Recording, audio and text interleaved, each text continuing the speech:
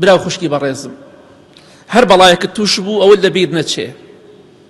کاتێک کە تۆ تووشی بەڵایەک و نەخۆشی و ناڕەحەتیەک دەبی، بزانە پێش تۆ پێغەمبەری خوا صلی الله علیه وسلم تووشی بووە. ئەگەر مناڵەکەت مرد، مناڵت لەدەست داوە، کوردوەتەنی جەرگت سوتاوە، کوڕت مردووە، کچت مردووە، ئەوە بزانە پێغەمبەری خوا صلی الله علیه وسلم پێش تۆ هەمان حاڵەتی بەسەرا هاتووە.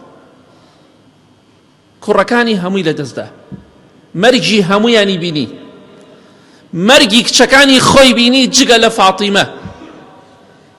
واتە هەموو مناڵەکانی لە پێش خۆی وەفاتیان کرد، تەنها یەک کچێکی مایەوە کە پێغەمبەری خوا صلی الله علیه وسلم زیندوو بوو، پێش وەفاتی تەنها یەک مناڵی مابوو، هەمووی وەفاتیان کرد.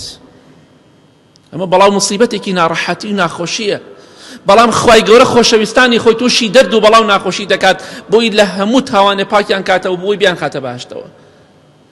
بەڵێ خۆشەویستی خوا صلی الله علیه وسلم تەنها یەک کچێکی ماوە کە ناوی فاتیمەی ڕەزا و ڕەحمەتی خوای لێبێ.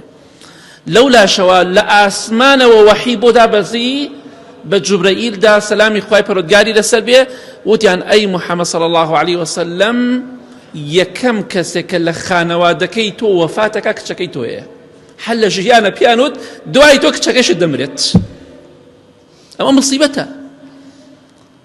بۆیە پێغەمبەری خوا صلی الله علیه وسلم حەدیثەکەی صحیح مسلمدا فەرمووی وئینەکی ئەوەل ئەهلی لحوقا بی ئەی فاتیمە، با پێت بڵێم تۆ یەکەم کەسێکی کە لە خانەوادەکەم، لە عائیلەکەم، لە خێزانەکەم لە دوای مردنم بە من دەگەی. ڕەزای خوای پەروەردگاری لێبێ فاتیمە 6 مانگ دوای پێغەمبەری خوا صلی الله علیه وسلم، دوای وفاتی باوکی صلی الله علیه وسلم، ئەوش وفاتی کرد. کەواتە ئەگەر تووشی ناڕەحەتی بووی، باوکی بەڕێز، دایکی بەڕێز، مناڵت مرد، سپاسی خوا بکە، چونکە پێش تۆ پێغەمبەری خوا صلی الله علیه وسلم ئەو حاڵەتەی بەسەرا هاتووە، هێشتا زیندووە، پێی دەڵێن مناڵەکەیش لە دوای خۆت دەمرێت، ئەویشت بۆ نامێنێ.